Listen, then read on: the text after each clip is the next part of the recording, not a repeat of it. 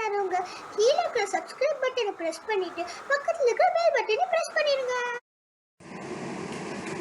Hi friends, welcome to Narayani Kalaikoodam. இன்றைக்கி நம்மளோட சேனலில் நம்ம பார்க்க போகிற ரெசிபி வந்து ஒரு வெங்காய தேங்காய் சட்னி. இது ரொம்ப ஒரு டேஸ்டியான சட்னி.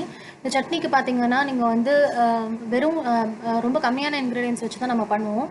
கொஞ்சம் டிஃப்ரெண்ட்டான சட்னி. யூஸ்வலாக வந்து தேங்காய் சட்னியில் வந்து நம்ம வெங்காயம் தாளித்து போட மாட்டோம். பட் இந்த சட்னியில் வந்து நம்ம வெங்காயம் வந்து நல்லா வதக்கி அதை வந்து தேங்காயோட சேர்க்கும் போது ரொம்ப ஒரு நல்ல டேஸ்ட் வரும். குழந்தைங்க வந்து ரொம்ப விரும்பி சாப்பிடுவாங்க. எவ்வளோ இட்லி எவ்வளோ தோசை சாப்பிட்றோன்னே தெரியாத அளவுக்கு சாப்பிடுவாங்க. இது ரொம்ப ரொம்ப ரொம்ப ஒரு டேஸ்டியான சட்னி. அண்ட் சின்ன வெங்காயம் சேர்க்கறதுனால ரொம்ப நல்லதும் கூட உடம்புக்கு. சரி வாங்க ஃப்ரெண்ட்ஸ், இதை எப்படி செய்யலாம்னு பார்க்கலாம். சட்னிக்கு தேவையான இன்க்ரீடியன்ஸ் என்னன்னு நம்ம பார்க்கலாம். ஸோ நான் வந்து என்ன பண்ணியிருக்கேன்னா, இப்போ ஒரு ஹாஃப் கோகோனட் எடுத்து அதை வந்து இந்த மாதிரி சின்ன சின்ன பீஸாக கட் பண்ணி வச்சுருக்கேன். உங்களுக்கு வந்து துருவி வச்சுக்க முடியும்னா நீங்கள் துருவி கூட எடுத்துக்கலாம், ஒன்றும் ப்ராப்ளம் இல்லை. அதுக்கப்புறம் பார்த்தீங்கன்னா ஒரு 10 இது வெங்காயம், சின்ன வெங்காயம் தான் எடுத்திருக்கேன். இந்த சட்னிக்கு சின்ன வெங்காயம் தான் நல்லா இருக்கும். ஸோ சின்ன வெங்காயம் எடுத்துக்கிட்டிங்கன்னா பெட்டரு. ஸோ அது வந்து ஒரு 10 சின்ன வெங்காயம் எடுத்து அதை குட்டி குட்டி பீஸாக கட் பண்ணி வச்சுருக்கேன். யூஸ்வலாக பார்த்தீங்கன்னா வெங்காயம் எப்பயுமே வந்து நம்ம ரொம்ப நேரத்துக்கு முன்னாடியே வந்து கட் பண்ணி வச்சிடக்கூடாது. சமைக்கிறதுக்கு முன்னாடியே அது வந்து சுற்றி இருக்கிற பேட் இதெல்லாம் அப்சார்ப் பண்ணணும்னு சொல்லுவாங்க. ஸோ அதனால் நான் இந்த வீடியோ ஷூட் பண்ணுறதுக்கு ஜஸ்ட் ஒரு ஃபியூ செகண்ட்ஸ் முன்னாடி தான் நான் வந்து அந்த வெங்காயம் கட் பண்ணேன். லாஸ்ட்டாக தான் அதை கட் பண்ணி வச்சுருக்கேன்.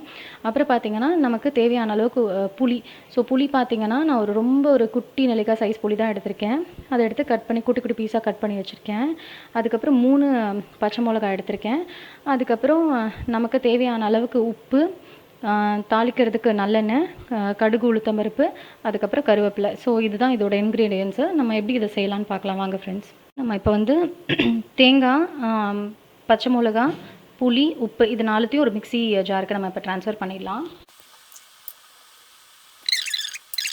மிளகா, உப்பு இது 4 தான் போட்டிருக்கேன். கொஞ்சமாக தண்ணி ஊற்றி நான் இது அரைக்க போகிறேன். பாருங்கள் ஃப்ரெண்ட்ஸ், இப்போ நான் வந்து அரைச்சி வச்சுருக்கேன். இதில் நான் சொன்ன மாதிரி அந்த 4 இன்க்ரீடியன்ஸையும் போட்டு அரைச்சிருக்கேன்.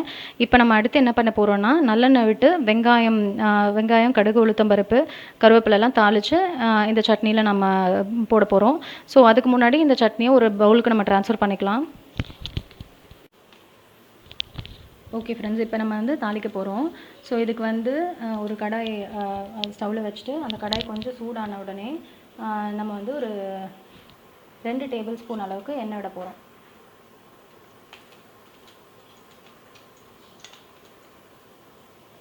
எண்ணெய் விட்டுட்டு இது வந்து கொஞ்சம் எண்ணெய் காஞ்சதுக்கப்புறம் கடுகு, உளுத்தம் பருப்பு போட போகிறோம். எண்ணெய் நல்லா காஞ்சிருச்சு.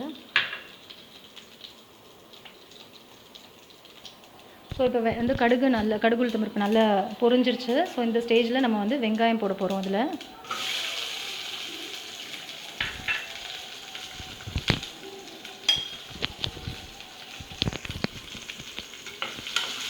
வெங்காயம் வந்து நல்லா பொன்னிறமாக வரணும். அதே சமயம் கொஞ்சம் நல்ல வாசனை வரும். அந்த வதங்கும் போது ஒரு நல்ல வாசனை வரும், வெங்காயத்தோட வாசனை.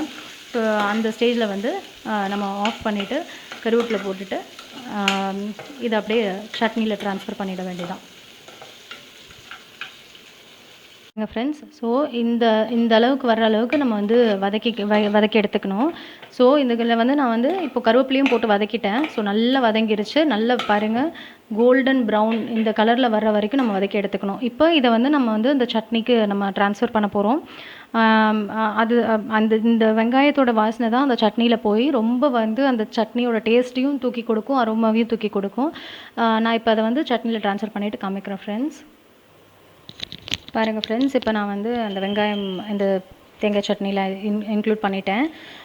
வெங்காயம் வந்து சின்ன வெங்காயம் வந்து ரொம்ப நல்லது உடம்புக்கு. நம்மளோட பிளட்டை வந்து ப்யூரிஃபை பண்ணும். அது மட்டும் இல்லாமல் இப்போ இந்த மாதிரி வெங்காயம் சட்னியில் சேர்க்கும் போது சட்னியோட டேஸ்ட்டையும் தூக்கி கொடுக்கும். ரொம்ப டேஸ்ட்டாக இருக்கும். இதை வந்து நம்ம சுட சுட இட்லியோட வச்சு சாப்பிடும் போது ரொம்ப நல்லாயிருக்கும் ஃப்ரெண்ட்ஸ். ஓகே ஃப்ரெண்ட்ஸ், இந்த சட்னியை நீங்கள் வந்து ட்ரை பண்ணி பாருங்கள். ட்ரை பண்ணிவிட்டு உங்களோட கமெண்ட் செக்ஷனில் ஷேர் பண்ணுங்கள். இந்த பேஜ் உங்களுக்கு பிடிச்சிருந்துச்சுன்னா நீங்கள் லைக் பண்ணுங்கள், உங்கள் ஃப்ரெண்ட்ஸுக்கும் ஷேர் பண்ணுங்கள். எங்களோட சேனலுக்கு சப்ஸ்கிரைப் பண்ணுங்கள் ஃப்ரெண்ட்ஸ். நம்ம இன்னொரு ரெசிபியில் சந்திக்கலாம். அது அன்டில் தென் பை.